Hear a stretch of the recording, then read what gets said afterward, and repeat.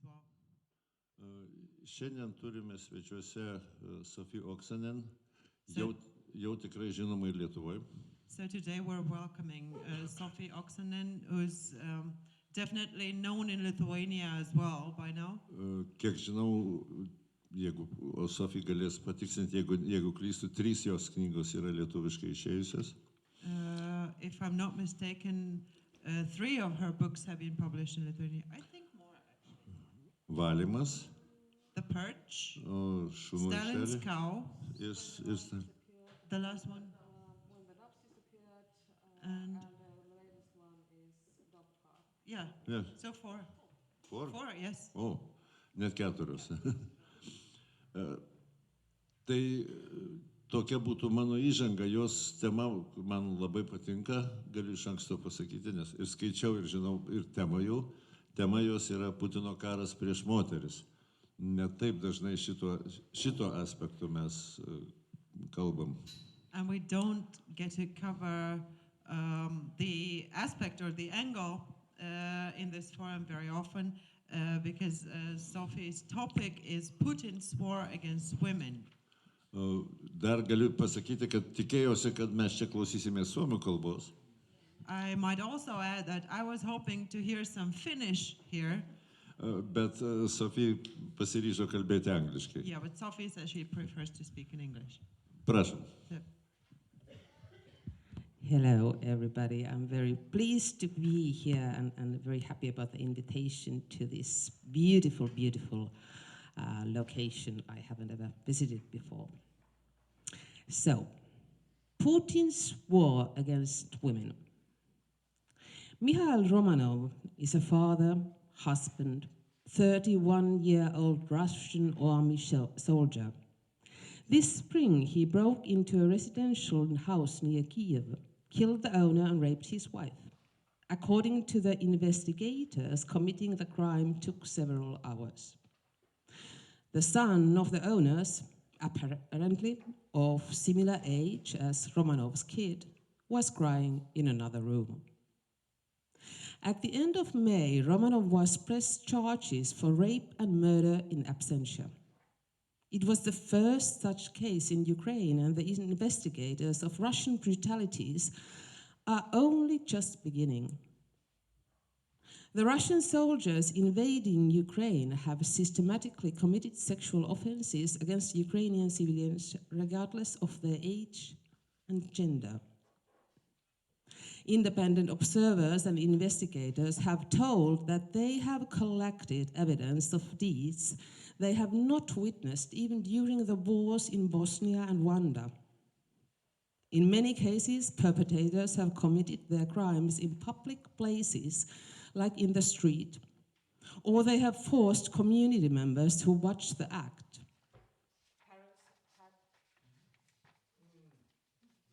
I'm lost. No, I'm not lost again. Parents had to see their children violated.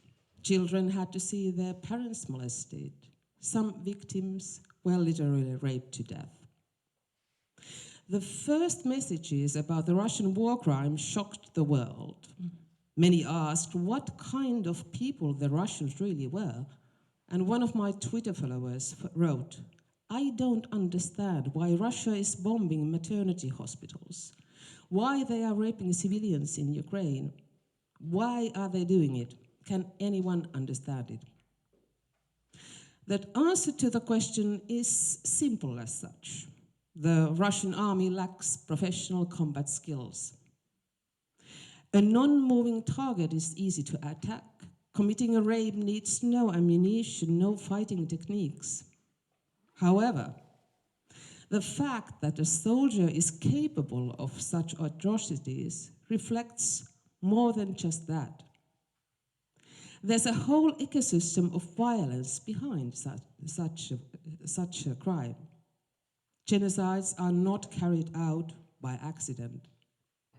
Systematic sexual violence is not included in all playbooks of war. Russia, instead, has a long history steeped in war crimes, and it is that history that enables repetition of that history. What seems illogical, irrational, stupid, simply beyond the grasp of mind or heart to the West. For Moscow, it's rational and a testament of continuity of the Russian government. And those essential factors will be my main focus in this presentation.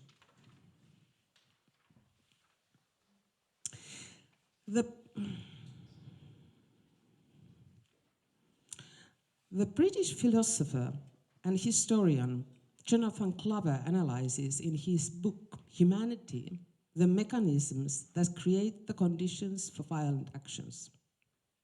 Strangely enough, those mechanisms are the same, whoever is using them, Mao, Hitler, or Putin.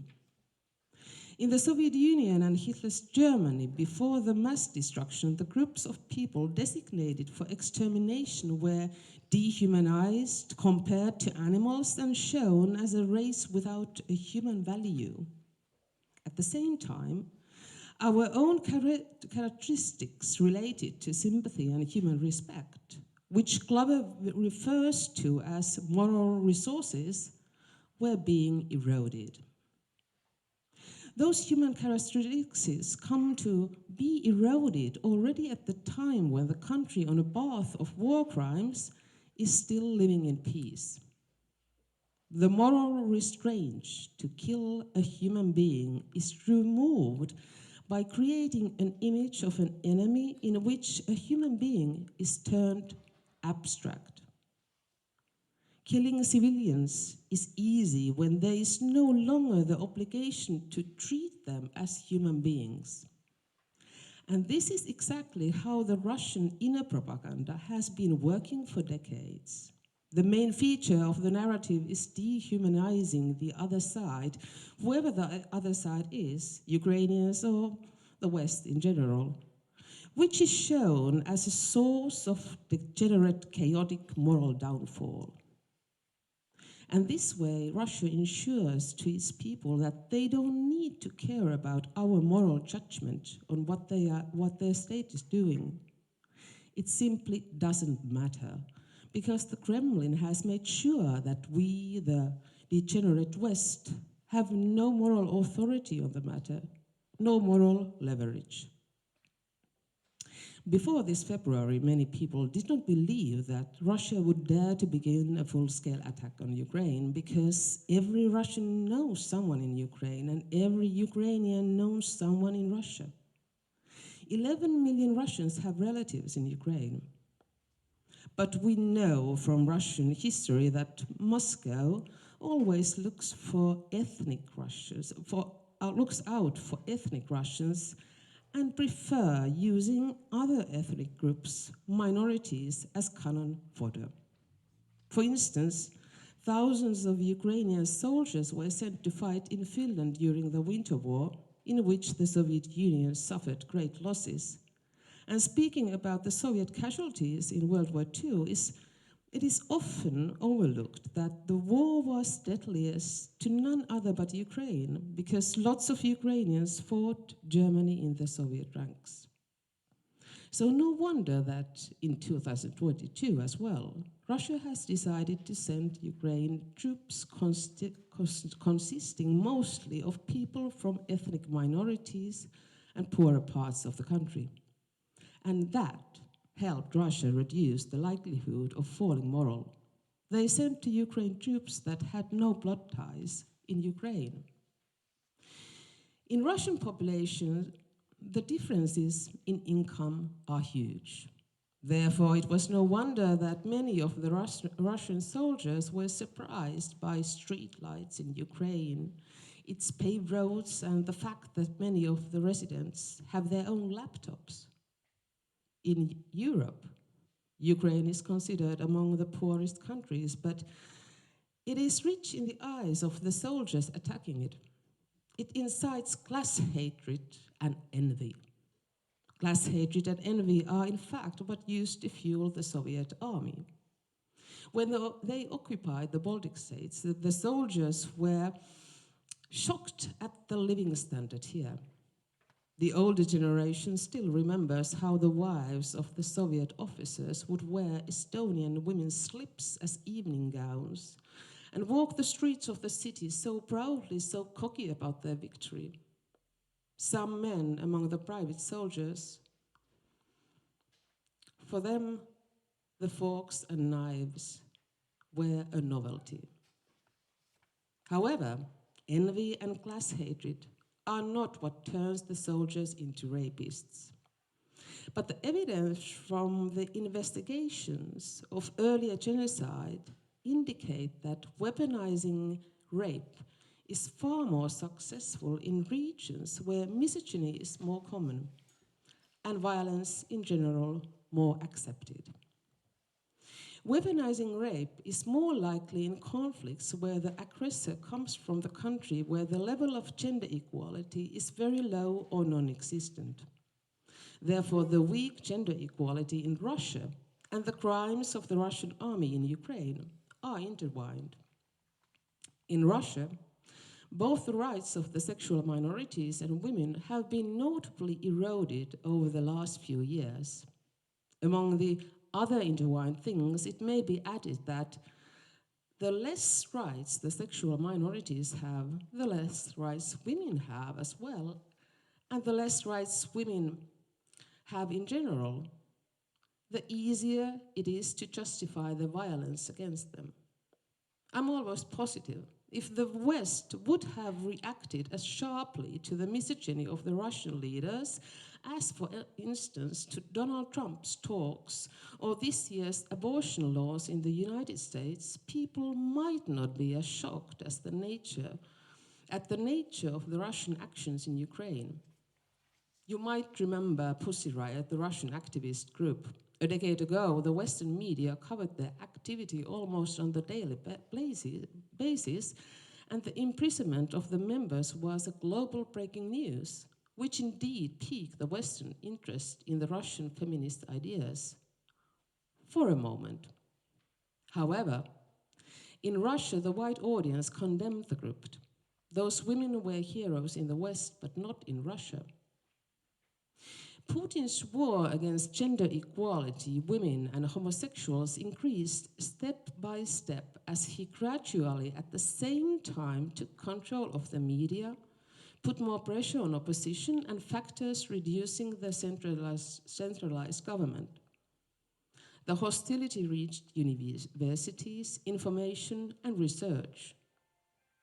Previously, the position of Russian Federation regarding gender studies was mostly indifferent, but in 2012 the situation changed, because that was when Putin started encouraging the values he called traditional, and committed also government organs to the cause.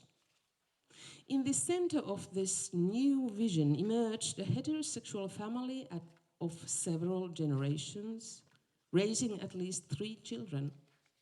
Of course, by implementing this ideal, the country's problems of housing and care for the elderly could be solved, which suggests that Putin's decisions in general are well thought and not random. Resisting gender equality and eroding women's rights became synonymous with protecting traditional values and protecting them in general. According to Putin's government, this cause was just as important as protecting the country's borders. This is exactly how seriously they really see resisting gender equality. In 2017, the women's situation seriously worsened when punishments for domestic violence were reduced so much it was essentially legalized. Implementing this idea was significantly supported by Konstantin Malofeev, an oligarch from Putin's circles who funded ad campaigns related to this decision.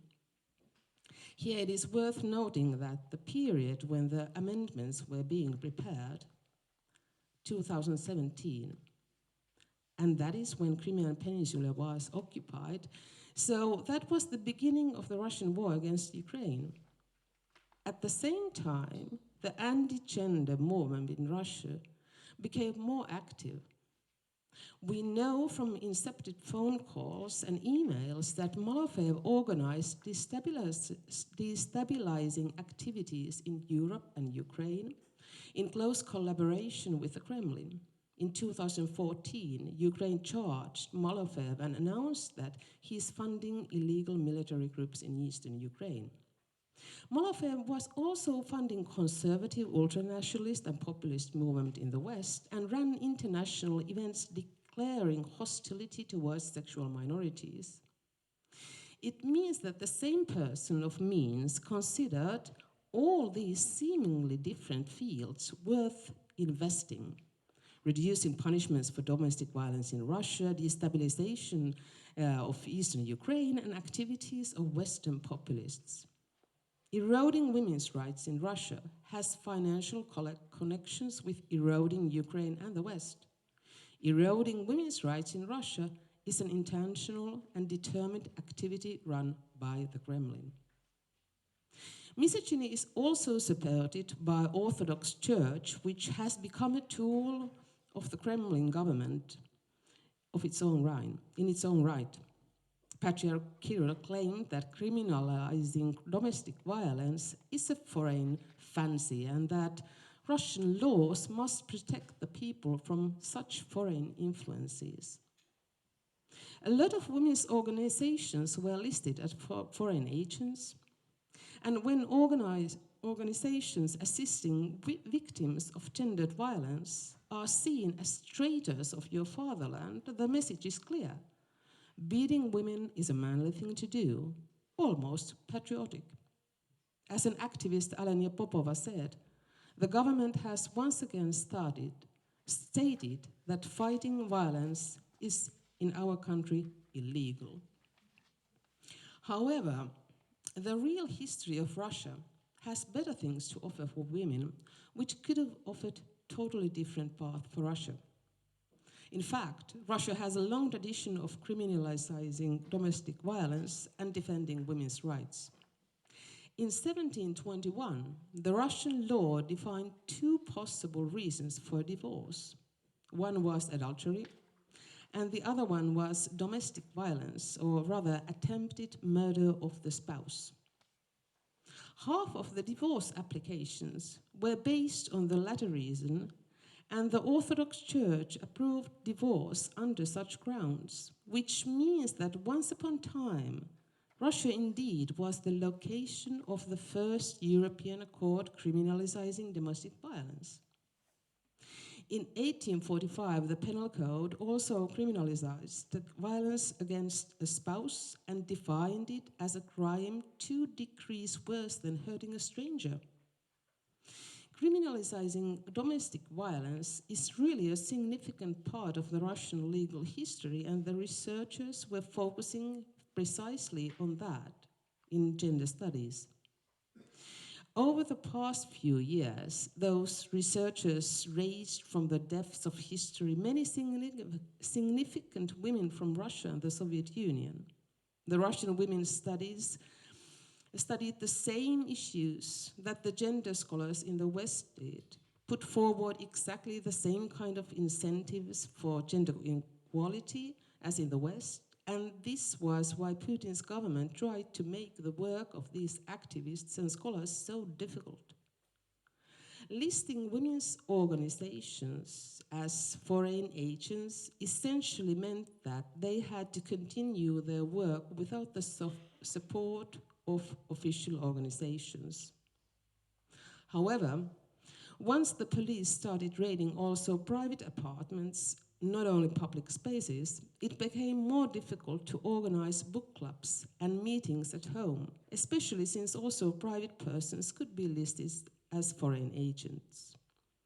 Feminist activity in Russia went underground, and the activists fighting for equality had to take up forms of action from the times of the Tsars or emigrate to West. The factual history of the legal proceedings of domestic violence and divorce in Russia indicates that the country could choose a different development direction. That is, its history provided grounds for equality. Gender scholars were using examples from their own country's history in order to legitimize and establish gender studies in Russia. And maybe this tragedy could have helped to create a different future had the Kremlin chosen the path for democracy.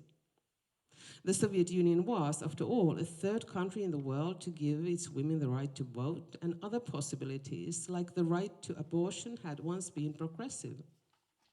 At first, women were active participants in the construction of socialism, and Zenodel, the women's chapter of Communist Party, founded in 1990, encouraged women to create a different society outside the home. Thanks to none other than women, the Soviet Union featured a broad system of kindergartens, although this progressiveness had later overshadowed by the Soviet misogyny. The women's chapter was shut down in 1930s as Stalin could not stand the successful women's struggle on the front of gender equality. As the female activities entered the public sphere, birth rate dropped, and this Stalin could not afford. The country needed a large army, and the population had to grow because industrialization and forced collectivization required workforce. Stalin resolved the issue by declaring that all the citizens in the Soviet Union are equal. Therefore, solving family issues, including the ones related to domestic violence, were deleted from the penal law as unnecessary. Stalin said that women's struggle for equality is a product of degenerate bourgeois, something that may be needed in capitalist countries, but not in the Soviet Union. Of course, people in the Soviet Union did not become equal just because this statement was included in the constitution. Instead, women were obliged to give birth, for instance, by using queues for apartments because large families could move ahead the fastest. Abortion became a family planning tool because there was a great shortage of contraceptions in the Soviet Union, and the termination of pregnancy was a legal procedure. I think that the abortion law was not fixed because it would have been understood abroad as giving up on the declared equality, but accessibility of contraceptive measures was not prioritized in fear of reduced birth rate. And then Mikhail Gorbachev, the Secretary General of the Communist Party, might have been tutored by the West for perestroika, but his understanding of the role of women was not any better than his predecessors. Also, Gorbachev supported the so-called traditional values. In 1987, the year of the perestroika, he said, "A lot of behavioral, moral, cultural, and productivity problems of our children and youth are partly caused by the weakened family ties and negligent attitudes to the family. It is a paradoxical effect of our sincere and politically motivated desire to make women equal to men in every sense. Today, under perestroika, we are already trying to overcome this deficiency. Therefore, now we are preparing discussions about how we might return the women to the most important task of her life." It means that neither Russia nor Soviet Union never had a leader who really aspired to strengthen the equality between women and men. As Putin became the leader of the country, he inherited the demographic problems, especially concerning was the average life expectancy of men, and the birth rate was at its lowest. Like Stalin, Putin needed to raise the number of births, so he learned from Stalin and started solving the problem by limiting the rights of women. The status of Russia as a great state is based on its huge army, and that will not be the case if the new generation is not numerous. This project also includes public support to families with children, and it is worth mentioning that the Duma has also discussed prohibiting university studies for childless women. By far, it hasn't become illegal, not yet. There is one essential difference between Russia and the Soviet Union. The population of the latter seemed so large because it included the residents of occupied territories. And for the same reason, the present-day Russian army is smaller than the Soviet one. So just limiting the rights of Russian women will not solve Putin's demographic problems, especially since they are made worse by the huge mortality of the pandemic and the HIV. There are more than 1 million HIV carriers in Russia today, and the number is not at all falling. In solving demographic problems, Stalin cared about much more than limiting gender equality. He also took the opportunities that arose during the genocide, although that does not sound sensible. How can destroying people improve the demographic situation of the state? However, Holodomor made sense to Stalin.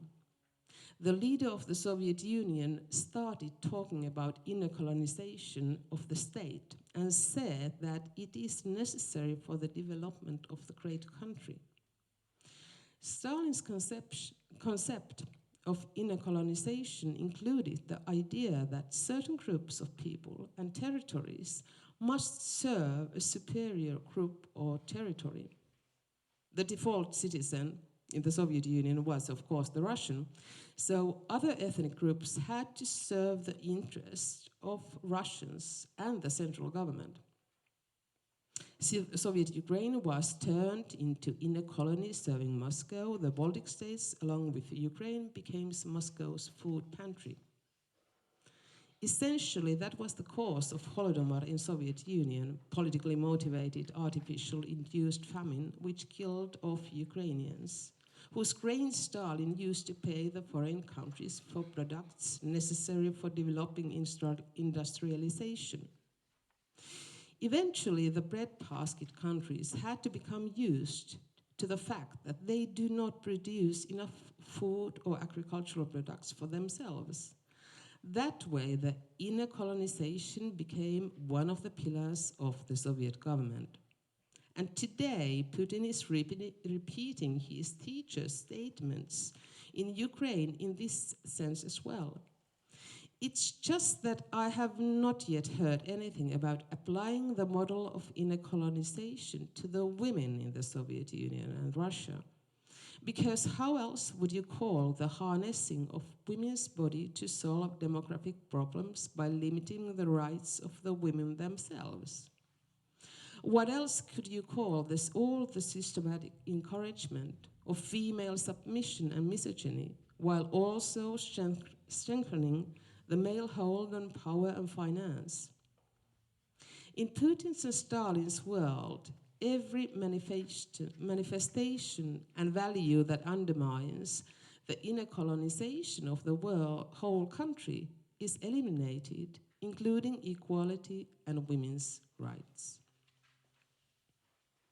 Putin's main task is maintaining power in Kremlin. Main goal is keeping the power and finances in the hands of middle-aged men because such men presently hold the power and money in Russia.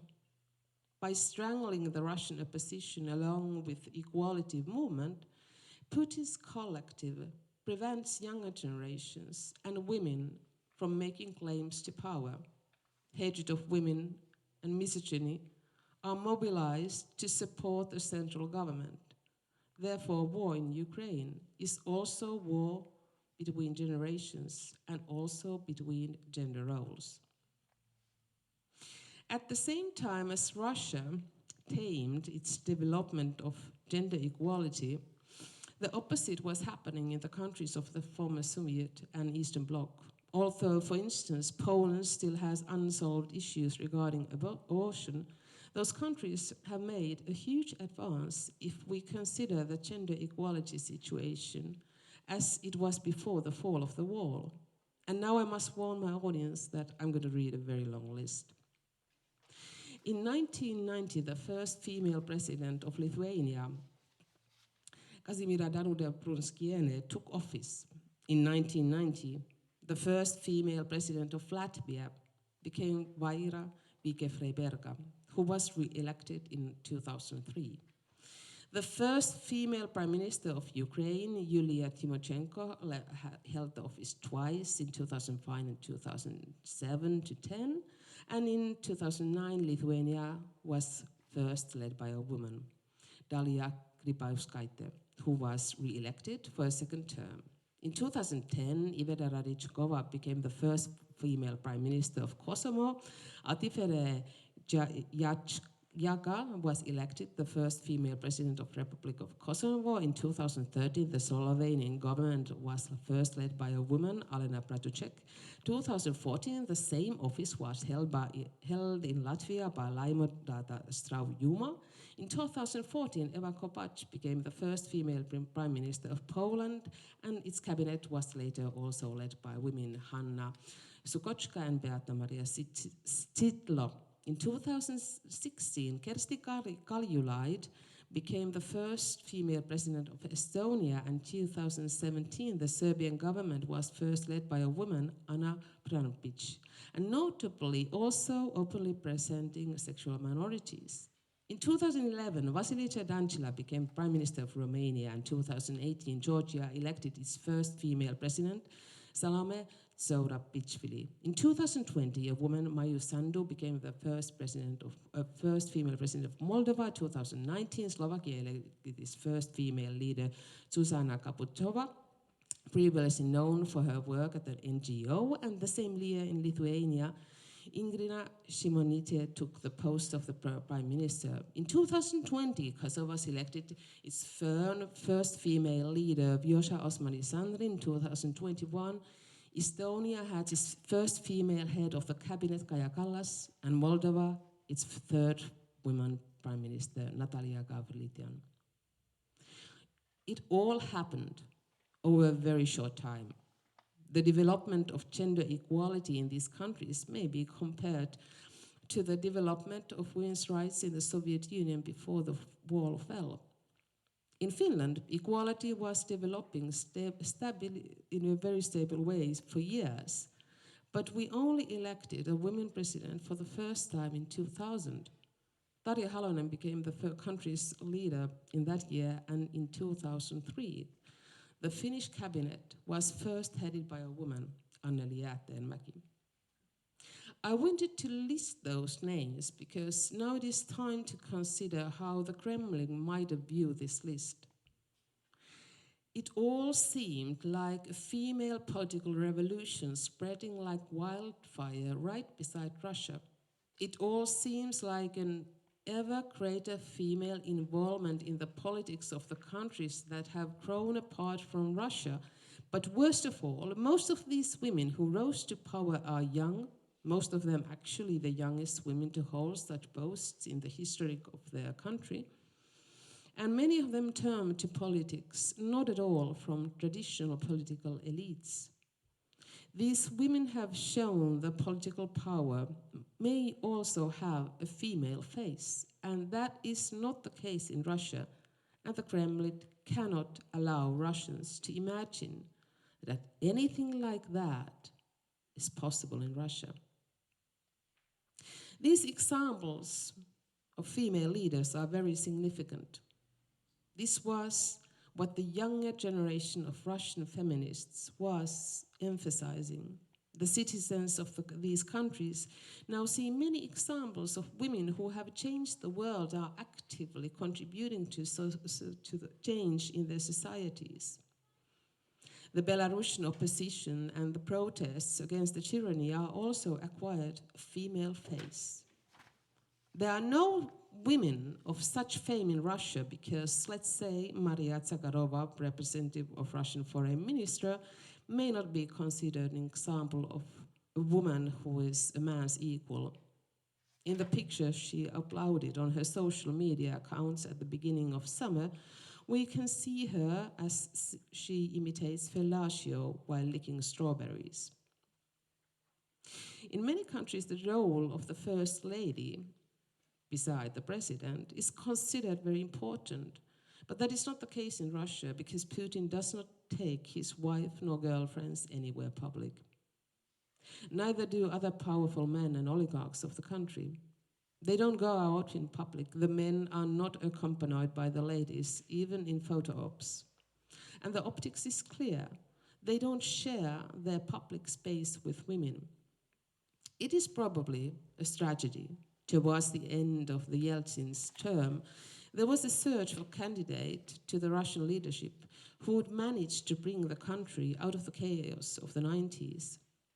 Gleb Pavlovsky, Putin's advisor in 2006 to 2011, has told that searching for Yeltsin's heir, the people were presented with various types of leader profiles, trying to determine what president would they desire the most. And apparently, the Russians mostly preferred the James Bond type agent. Therefore, a young man called Vladimir Putin was the fulfillment of this dream. However, the main goal was to elect a president who can make the difference compared to Yeltsin and Gorbachev. The role of Nina Yeltsin and Raisa Gorbacheva as first ladies of the country was clear. Since then, Russia never had a single first lady that would be visible at all to the people. In creating the Russian national identity, Putin made deliberate use of his gender. It's not an accident that his family is absent from his public pictures. The family, the wife, the children are inseparable from the home. But it should be considered a message. The public power is male, and men decide the matters of the state. Over the last few years, it has become clear what Putin and his government of Siloviki fear more than anything. They fear revolution. And therefore, Russia has been trying to quell the riots elsewhere. However, there has been less talk about the fact that the revolution of dignity in Ukraine was also a revolution of equality. Many of present-day female Ukrainian politicians have risen exactly through the civil activism encouraged by the revolution.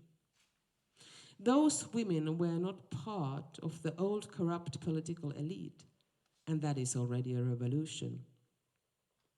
In Ukraine, female activism during the protests in 2013 and 14 also meant that as the war began in countries east, the women became significant agents in the Ukrainian defense forces.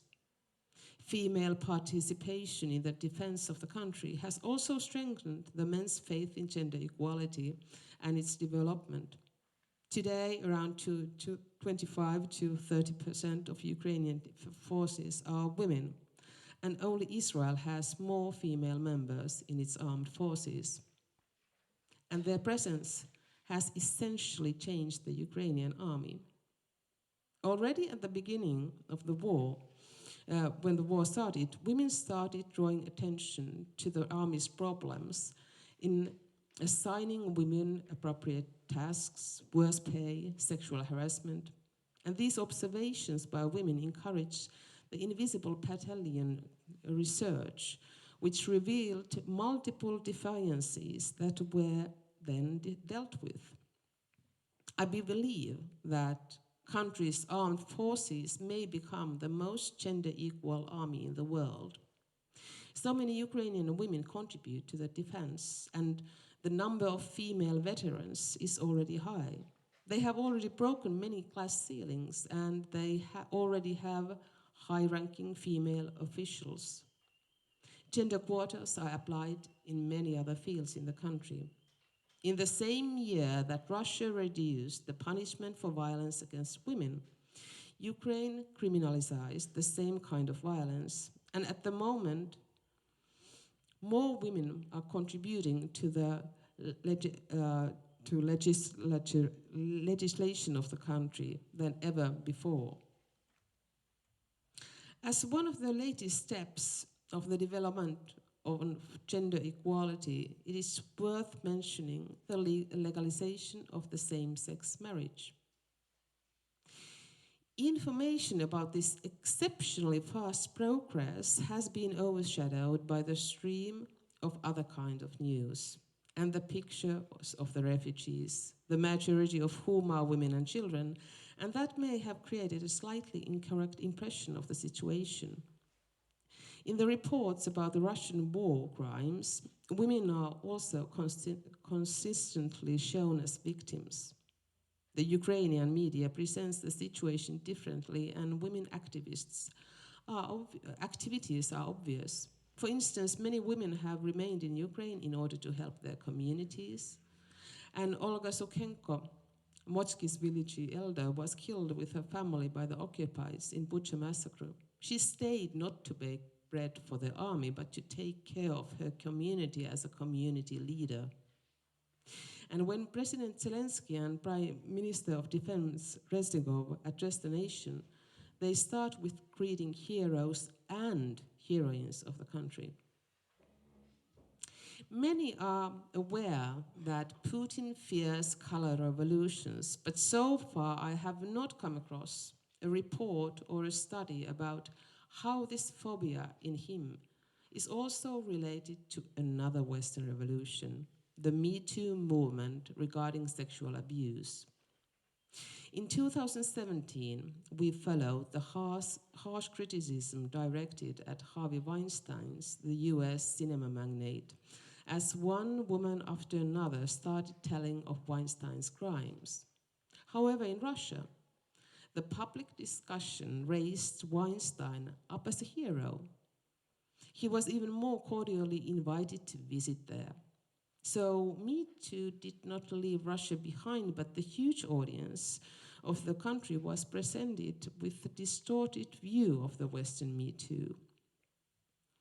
Famous Russian actresses justified Weinstein and blamed the victims. Women of the movie industry spoke, but their opinion was the opposite then in the West. And Miss Russia, Ksenia Alexandrova, said, "It would not be possible in Russia, thanks to President Vladimir Putin." The same year, Putin complimented Russian prostitutes by saying that they were the best in the world, and in early 2022, during his press conference with the French President Macron, he spoke about sexual abuse in jest and quoted a song encouraging necrophilia and rape. A couple of months later, Putin's army did just that in Ukraine. Sexual violence is an old weapon of war, and its victims rarely see justice. The weapon is old as time because it is cheap and so effective. It has a future tense.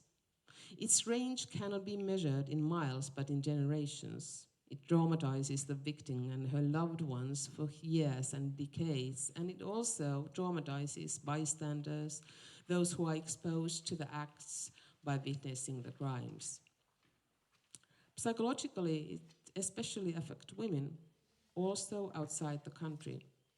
It disperses communities, families, separates spouses, reduces birth rates, replaces the identity of the victim, and its transgenerational effect forms the future. It is very hard to return one of the most basic needs, that is, of the security and trust. My friend saw as a child during World War II how the Red Army soldier raped her mother. She's now elderly, but she still is scared to hear the Russian language. It was exactly because of the future tense of sexual violence I started writing about this subject matter a couple of decades ago. I thought it was overlooked. Sexual violence was one of the instruments of Soviet occupation in Estonia. And this year it became clear that Russia is using the same weapons as the Soviet Union. The playbook of Russian war is exactly the same as the Soviet. It was never updated. Many things have changed, however, since that outside Russia. Today we know so much more about sex crimes and their effects. We are better at forensics.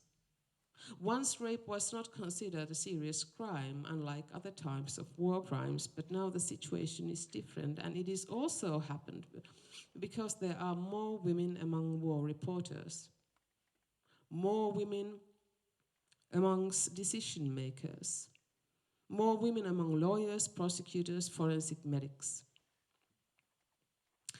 The first punishments for rape as war crime were doled out in 1998, investigating the cases of mass extermination of the people in Rwanda. The courts that investigated genocides in former Yugoslavia and Darfur also helped create legal instruments and expanded the understanding of the effects of sex crimes. Today, we have a better idea how rape is used for genocide, and that is exactly what is now happening in Ukraine. The world has also changed in the sense that the information about the war crimes and its dissemination throughout the world is faster than before because we use modern means of communication and also because each Ukrainian may collect evidence of the Russian war crimes like it was never possible before. Although now everyone in Ukraine may capture videos on their phone, not every video will be considered proper evidence by the court, and therefore Ukraine is training its citizens also in things like collecting convincing material on their phone. That was never before a possibility to crowdsource evidence collection.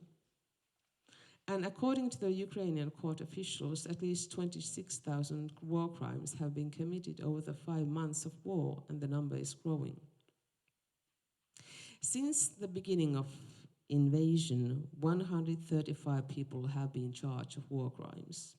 Compared to the number of crimes, it is clear that it is not going to be easy to charge all the perpetrators simply because of the fact that the investigation mechanisms will need funding and the work will require a lot of people. However, while collecting the testimonies of the victims, it has become clear that many of them understand perfectly well that the perpetrator may or may not be caught or charged, and that not everyone who is guilty will be charged. The officers will have to select the war crimes to be brought before court. Most of the victims say they understand that, but they find it important to be heard and not remain unseen, and to have the crimes documented. For their experience is to be known, and it must be done out of respect for the victims. Last year, many said that sex crimes are a feature of every war. However, it is not entirely true, because not every armed conflict involves systemic extermination of civilians, and not always the aggressor tries to liquidate the nation it has attacked. The concept or explanation that Russia acts like every other attacker in war or conflict is just another attempt to reduce Russia's responsibility. Not every war sees imprisoned criminals conscripted. And this was exactly what Russia did this summer as it began sending prisoners to the Wagner group acting in Ukraine. This group was formed as a private entity so that Russians could have a military unit for their actions, of which Russia could not be blamed. But today the line between the Russian army and the mercenaries is blurred, and Wagner may be considered a shadow part of the mobilized Russian forces. In prisons, the preferred mercenary men are murderers and burglars. The media has announced that there are hardly any rapists among them or men whose crimes could indicate lack of impulse control. However, the media has forgotten to mention that associating rape with the lack of impulse control is just another patriarchal myth previously used to justify criminal activity. Rape and sexual harassment are controlled because the perpetrator almost always tries to hide his actions if it's criminalized by law. And it has nothing to do with so-called male instincts. In Russian prisons, torture and rape are rampant. Officers never try to prevent it or even join it directly or indirectly. The Russian mercenaries conscripted in prisons are able not just to burgle and kill. Russia is looking for men who are used to the medium in which torture and rape are a part of everyday life, and who are used to doing it. The mercenaries are well paid, around £2,017 a month, and after 6 months' service in the armed forces, they may expect an amnesty. Although rape has been used as a weapon for a long time, not every war features sexual abuse as an instrument of genocide. Usually, genocidal intentions are kept secret as long as possible, but the Russian government representatives have publicly declared their motives for years by openly stating that the Ukrainian state does not exist. For years, Russia has depicted Ukrainians as Nazis, the symbol of evil, thus encouraging the cruelty of its citizens. According to TASS, the Russians have taken more than 300,000 Ukrainian children to Russia, where they will be given away to Russian families after expedited adoption procedures. Forced Russification is part of Ukrainian genocide, just like taking people out of the country. And in the Kremlin's view, such a measure is not unreasonable. It is just another way of solving Russian demographic problem. Ukrainian children are being turned into the future birth givers and Russian soldiers. The attacker does not act in every war like Russia acts in Ukraine. However, Russia is endlessly repeating what it did in other countries, Syria and Chechnya, and what not long ago also in Stalin's Soviet Union did, as it used deportations to solve its lack of workforce.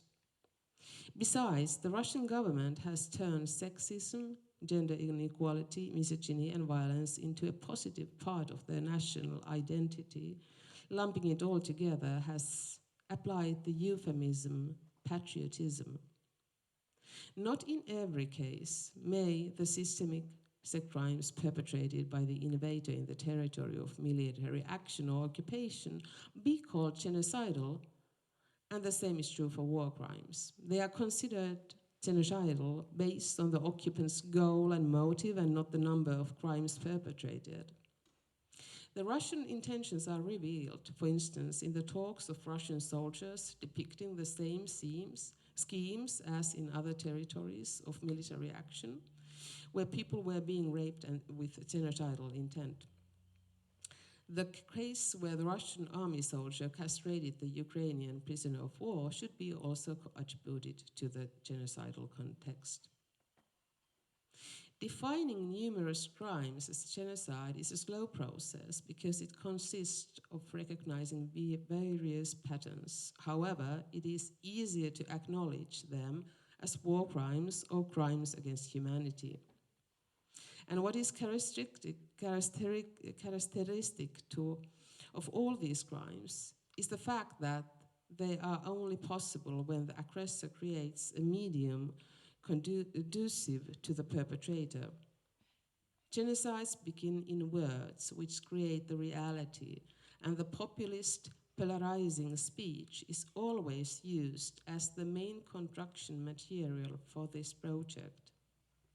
Hate speech does not always lead to genocide, but before genocide, increasingly hateful speech is heard, usually misogynistic as well.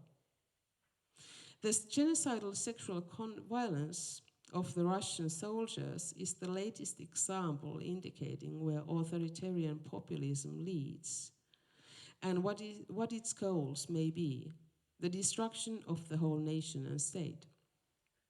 Therefore, Russian propaganda is a significant factor that prepares the soil for war crimes. And we may also remember that during the genocide in Darfur, in the parts of the country where the propaganda radio stations were heard, more people were killed than wherever no one listened to these radio programs. Multiple intercepted phone calls between the Russian soldiers and their wives and girlfriends evidence their talks of raping Ukrainian women. In the West, the most widespread is the conversation between the 27-year-old Russian soldier Roman Bykovsky and his wife Olga Bykovska. During a conversation, the wife laughingly encourages her husband to rape Ukrainian women. She says she's fine with that as long as the husband uses a condom. The couple are raising a child. Bykovsky's wife and son live in the Russian-occupied Crimea. According to the social media, the man's mother, Irina, is very proud of her son who is defending his fatherland. Roman Bykovsky's and his family's attitudes reflect the surrounding enabling war crimes. The intercepted phone calls of Olga Bykovskaya contain no encouragement that would indicate incitement of genocidal activity, but her words do incite a war crime. The couple has grown up during Putin's rule, and they have not themselves experienced the world without Putin and his rule. Bykovskys have reached adulthood by watching the ever clearer image of the enemy. The couple may be called a textbook example of Homo Putinicus, created by this system. And Homo Putinicus is different from Homo Sovieticus in that Sovieticus still had faith in future. Homo Putinicus only knows the necessity to return to the past and the mythology of the Great Patriotic War, which Putin's rule has turned into a new religion and one of the main enablers of war crimes in Ukraine. The World War II became known as Great Patriotic War in the Soviet Union because such name was supposed to improve the moral of the nation and strengthen the resolve to defend the homeland. And the name is associated with the Napoleon's army's invasion in Russia in 1812. The words Great Patriotic War emphasize Russia's victimization and strengthens the faith in the myth that Russia is constantly under attack. And it is a completely different conception that the Second World War, which emphasizes the fact that all countries of the world took part in it. The myth of a Great Patriotic War grew during Putin's rule because the central government needed an identity narrative to unite Russians, a story about victory, and this myth is nothing but victory. Russia, after all, commemorates the Victory Day and military museums, monuments called victory museums and victory monuments. The myth is so important to Putin's government that any deviation from its official narrative is criminalized in Russia. And the actions of the veterans of the Great Patriotic War must not be doubted, although historically for Russia, rape is just one of the numerous types of weapon. Having marched to Germany in 1945, Red Army raped more than 2 million women. Russia sticks to the tradition to rape the women it calls Nazis. After the fall of the Berlin Wall, many countries of Eastern Europe began lustration, but in Russia chose a different direction. One of the most famous Soviet-era dissidents, Vladimir Bukovsky, having studied the Russian archives in the 90s, tried encouraging Russians to review their process of investigating the past, but was not met with approval, not even in the West. The Russian government had little interest in the issues, but even in the West, not many wanted to dig into all that. And according to Bukovsky, the West did not want to dig into the archive data, just like it did not want court cases that would have revealed wide-reaching Soviet networks in the West. Thus, the Western disinterest in the Russian lustration in its own way allowed Russia to spiral into impunity.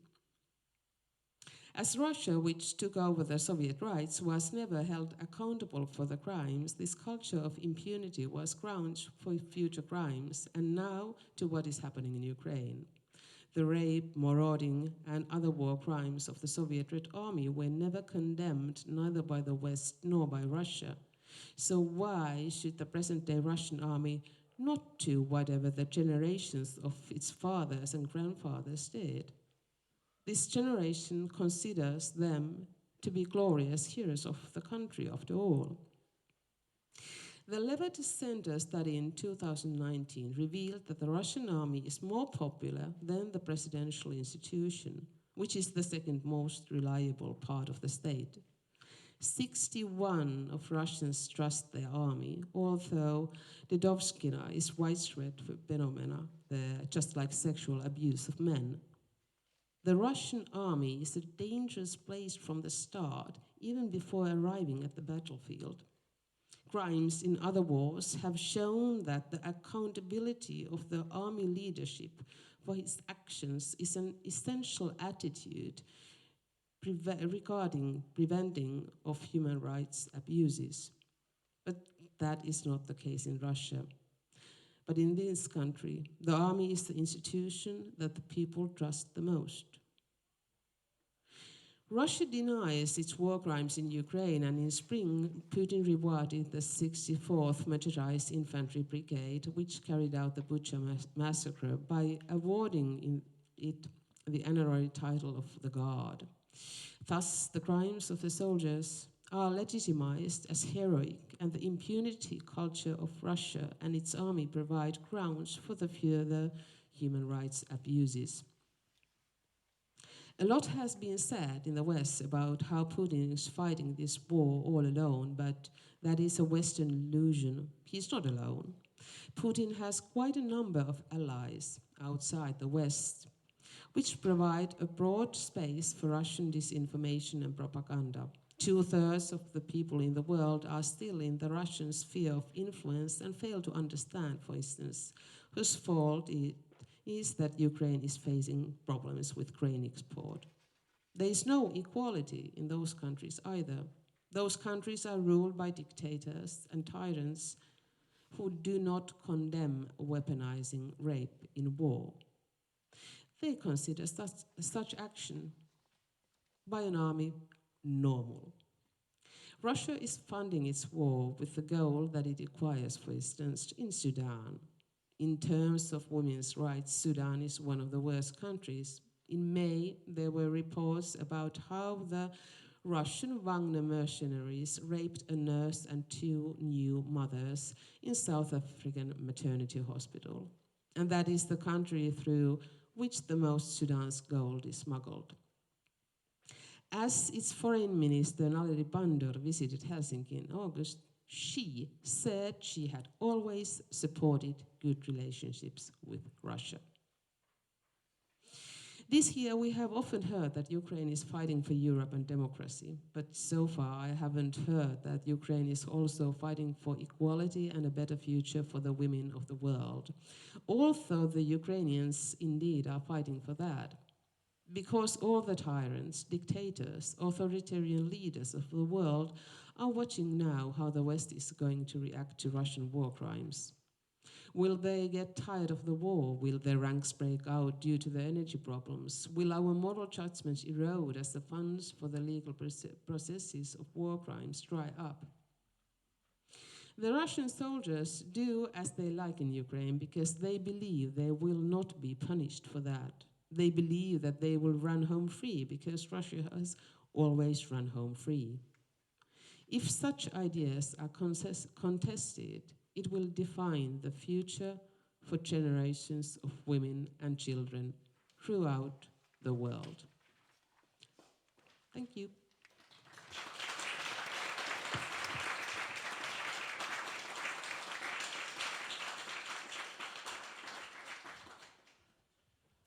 Labai ačiū už šitą pasisakymą, ir sakyčiau net esė. Thank you so much for your presentation, or I might even call it an essay.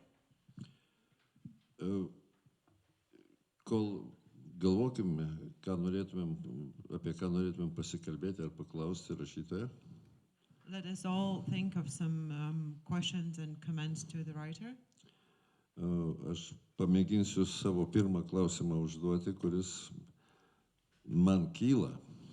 Meanwhile, I will try to formulate my own question. Tema yra iš tikrųjų labai aktuali ir labai lyg ir labai karštai diskutuojama ir mūsų vadinamajame vakarų pasaulyje.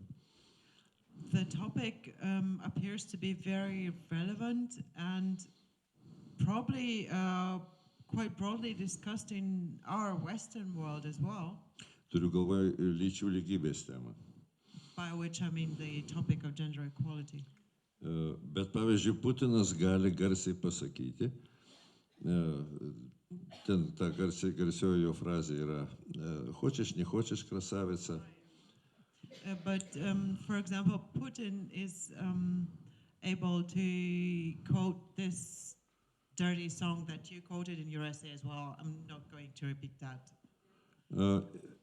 O nepastebėjau, kad čia man klausimas yra, jūs pabaigoje sakot, nereaguojam. Kodėl mūsų vakarų valstybės, jų politikai ar kas nors, kaip jūs manot, kodėl nereaguoja į tokius pasisakymus, būtent šito aspektu, kuris iš karto parodo tam tikrą politiko nuostatą, ne tik moterų lyčių lygybės, bet ir apskritai pasaulio, kaip suprantamas pasaulis. Kodėl į tai nereaguojam? And you have already observed that other political leaders or Western political leaders don't exactly react to Putin's behavior.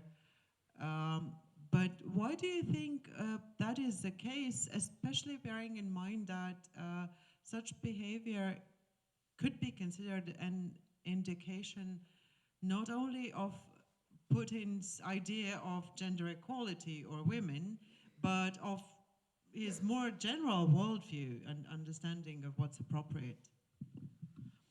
I think the biggest problem is that in many Western countries, the leaders just do not understand how there is a statesman who doesn't support, who doesn't want the country to become a democratic. In that way, that I think we are so convinced of our. We could also say that it's a kind of Western arrogance, to see that our system is the best, and hence, therefore, no one cannot want something else.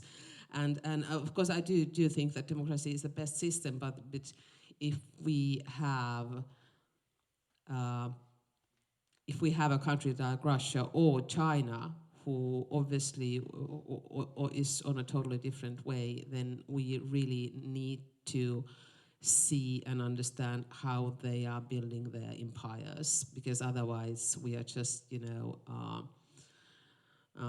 our blindness, or the Western blindness, is also enabling that system, it's and also I think the Western arrogance should be in a way mentioned. Of course, when I say arrogance, then Russia is arrogant as well in thinking that their system is, or Putin thinks that his world vision is the best. But in a way that when we think about over the past 20 years, how Western countries have ignored, for example, what Baltic states have said about Russian development, or what Ukrainians, Poles, many people have said, it has been totally, and that is the Western arrogance towards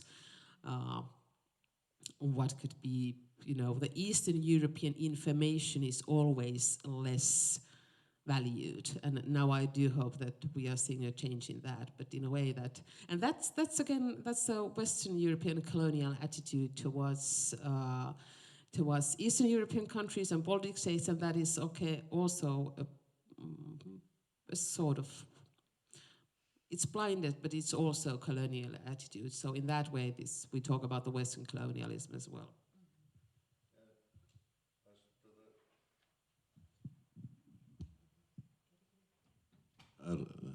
Aš tada tiesmukiau paklausiu, nes jaučiu tą problemą pas mus Lietuvoje šiek tiek, tikrai ne tokiu mastu kaip Rusijai. Let me put it in a more straightforward way then, because I also feel that we have the same problem in Lithuania, although maybe to a lesser extent than in Russia. Ar nėra taip, kad ir mūsų vakarų pasaulyje mizoginijos, tokios paslėptos, aišku, niekada nedeklaruojamos, nors Donaldas Trumpas ją viešai deklaravo, kad tos paslėptos mizoginijos vis dėlto yra daugiau, negu mes kartais norėtumėm tikėtis.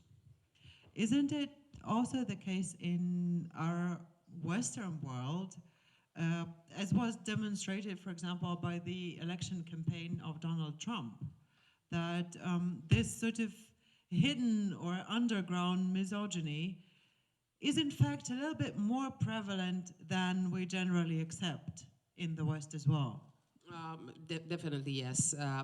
Well, for example, Finland, I think we are all, in Finland, we are brought up with the myth of Nordic equality. And I remember when I wrote when my first novel was published in Finland, which was already 2003, and I wrote it because, well, I'm a second generation migrant, and all people with a multicultural background know that equality is only, only certain people are entitled to equality. Let's put it like that. So when I was talking about this problem in Finland, then almost all Finns were, they didn't really, they were a bit confused. But confused in a way that they didn't understand that in Finland equality is only for those women who are 100% Finnish. So not for migrants, not the second, not even the third generation migrants, but also that then at the same time women are not getting equal pay. But in a way that the Finnish women and also men are a bit blind to that, in a way that, because we are brought up with this great myth of Finland's equality, and sure, it is true that Finland is more equal than many other countries, but at the same time, when we are pampering this myth of Finnish equality being the best in the world, then at the same time we got rather fresh research about hate speech in Finland. It was commissioned by the state and it was pretty comprehensive. And what was interesting in that research about the hate speech was, for example, that it is already affecting how many people are actually running for elections. It is already affecting how many people even want to work as mayors. It is already affecting how many women want to be judges, because also female judges get attacked. So in a way, it definitely is diminishing the female involvement in any public activity, and it is definitely a concern for democracy. And it is, I haven't seen this kind of studies from other countries, so I don't know if this is special only in Finland or in all countries. But what is interesting was also that hate speech is targeted especially against two topics. And especially women get more hate speech than men. That's clear. So that's already one sign of Finland being less equal than Finns like to think. But the interesting thing was, okay, the topics that really generate hate speech is migrants, but the other one is Russia, which I find it very interesting that, these are the two topics that really are heightened when you think about the amount of hate speech. And if it's especially bad if a woman talks about Russia. So that is definitely the most, which again is interesting in Finland in general, because Finland is definitely a country who is very much aware of the eastern neighbor and its problems. And at the same time, if a woman talks about Russia, then it generates much more hate speech. Yra klausimas, prašau.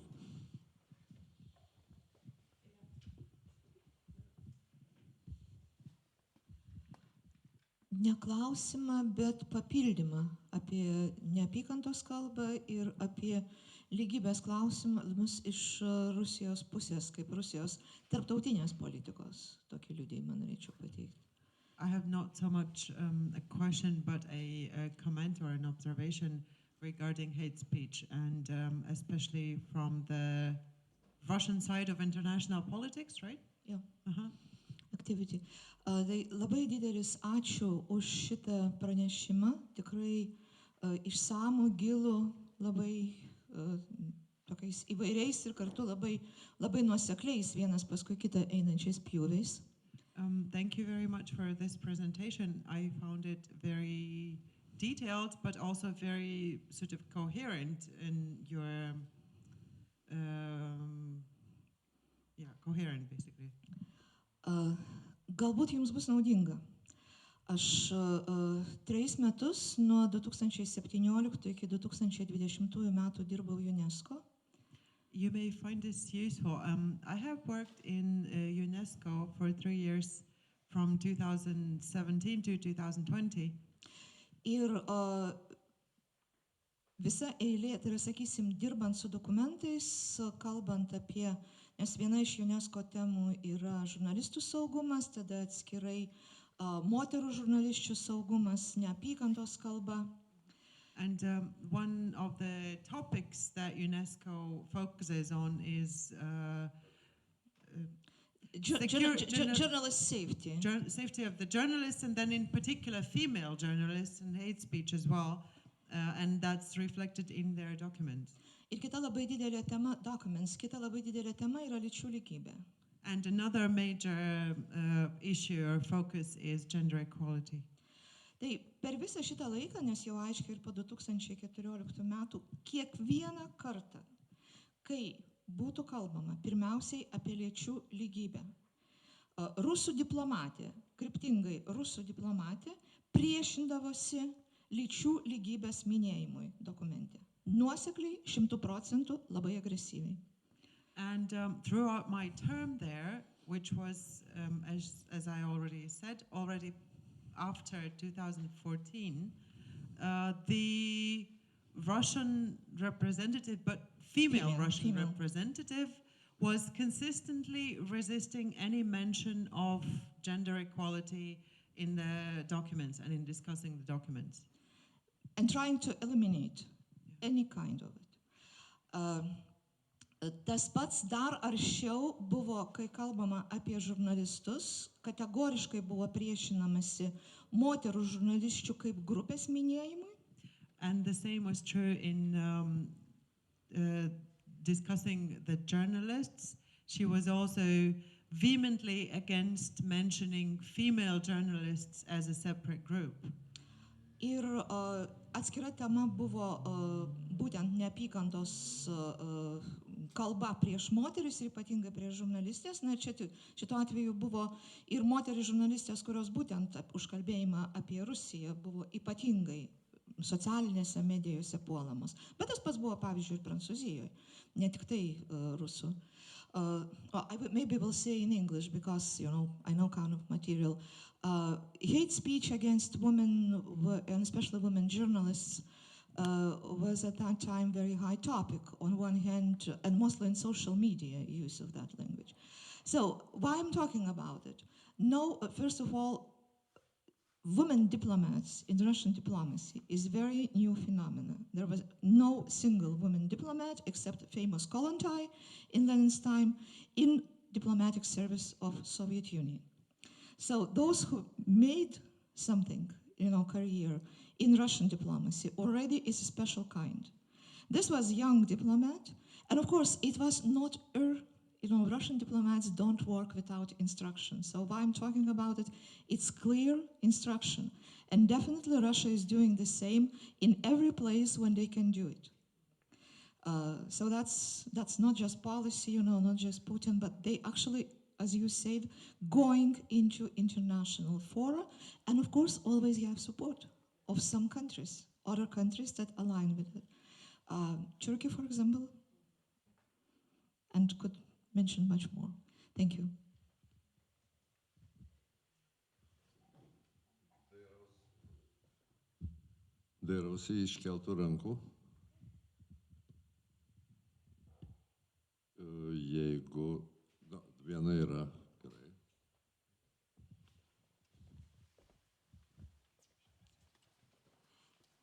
Thank you as well for interesting presentation. I was thinking, recently on Twitter, you were able to see how new videos come up about Russian soldiers returning already to Russia and about their behavior and how they expect some, I don't know, they are proud of what they are doing in Ukraine and they are not sort of understood by locals in Russia. And I'm thinking, would you agree with that, that when those people who have experience in war zone with rape and humiliation and et cetera, all those atrocities, when they will come back to Russia, that could have an effect to society? Because it seems now that Russians are reacting, but they do not feel really involved in the process. But maybe when the men will, the men who were at the war zone, when they come back to Russia, maybe that will have an effect to the society. I'm not sure. I'm not sure because if the whole society, well, of course, already that's a kind of problem that that you cannot talk about war in Russia. But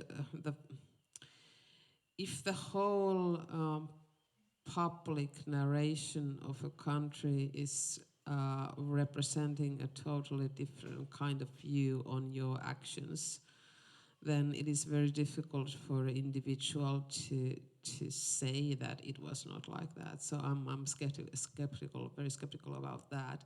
And it is also very tough for, I mean, it will be a very exceptional Russian woman who is going to see the husband and the father of the children as a rapist.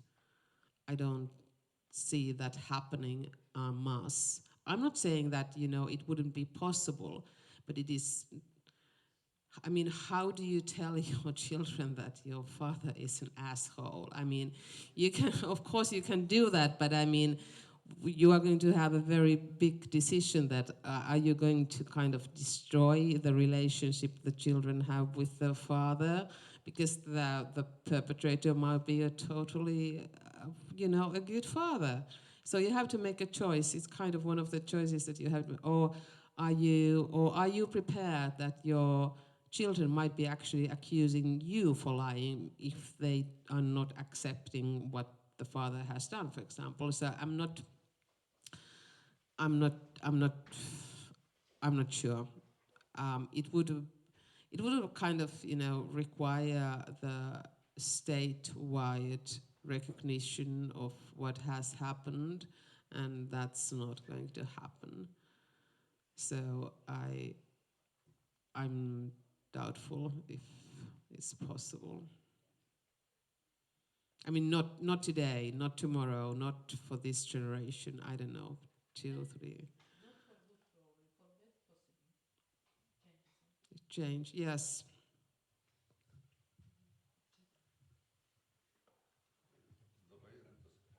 Rimtas klausimas, nes gerai paklauskite.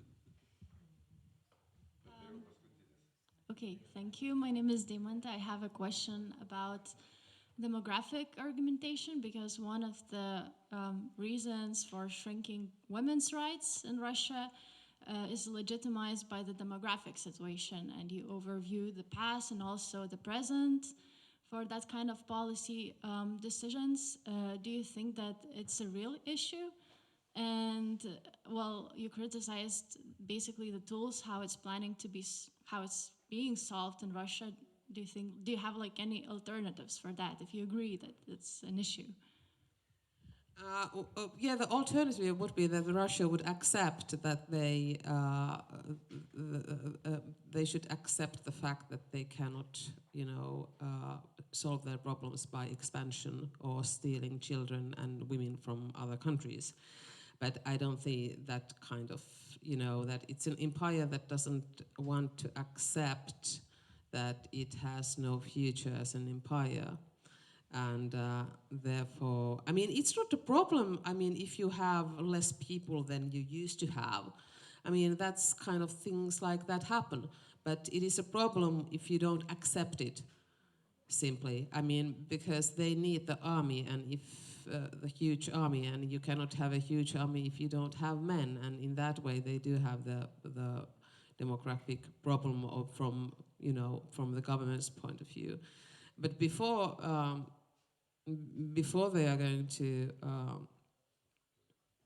accept the fact that their Rashmi is not going to be as huge as it used to be, then they will see it as a problem and they will try to solve it somehow. Tai